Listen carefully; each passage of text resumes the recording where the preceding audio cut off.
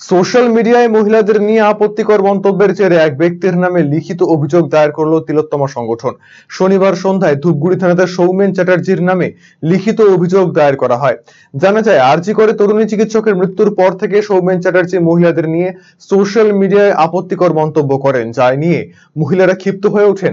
একাধিকবার তাকে এই বিষয়গুলো নিয়ে সচেতন করা হলেও সতর্ক হয়নি বলে অভিযোগ। এদিন তিলোত্তমা সংগঠনের তরফে মহিলারা একজোট হয়ে থানায় লিখিত অভিযোগ দায়ের করেন। মহিলাদের তরফে সৌমেন চ্যাটার্জির কঠোর শাস্তির দাবি জানানো হয়। তিলোত্তমা সংগঠনের সদস্য পৌলমী দাস বলেন, মহিলাদের নিয়ে দিনের পর দিন ওই ব্যক্তি আপত্তিকর মন্তব্য সোশ্যাল মিডিয়ায় করেছিলেন। আমরা যেখানে মহিলারা পথে নেমে আন্দোলন করেছি, সেই সব মহিলাদের নিয়ে তিনি মন্তব্য করছেন। এদিন ওই ব্যক্তির নামে থানায় লিখিত অভিযোগ দায়ের করলাম।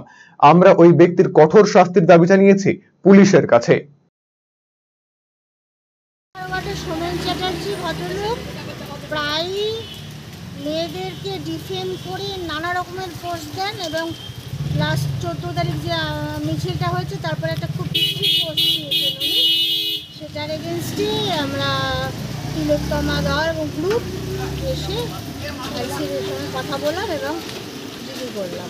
ওনার ওয়ালে ফেসবুকে ওনার ওয়ালেই পোস্ট করতেন।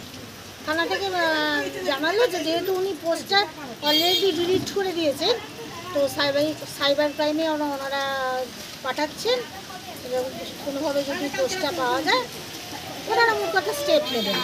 আমরা আজকে মূলত থানায় অভিযোগ দায়ের করলাম মহিলাদের মানে সোশ্যাল মিডিয়াতে মহিলাদের সম্পর্কে বিভিন্ন রকম আর কি মানে কুরুচিকর পোস্ট করা হচ্ছে। তো সেগুলো মানে এটা তো অশালীন ব্যাপার না, এটা তো মেনে নেওয়া সম্ভব না। সেদিন মিছিলের পর থেকে এই ধরনের পোস্ট, সেদিন আমরা 14ই আগস্ট রাতে যে মিছিলটা করলাম স্বাধীনতার প্রাক্কালে, সেই মিছিলটার পর উনি দেখুন এই বিষয়ে আমি কিছু বলতে চাই না, কারণ ব্যক্তিগতভাবেই তো করেছে, সেটা কাউকে উনি ক্যাপ করেননি। তিনি কে? আর নাম হচ্ছে সৌমেন চ্যাটার্জি।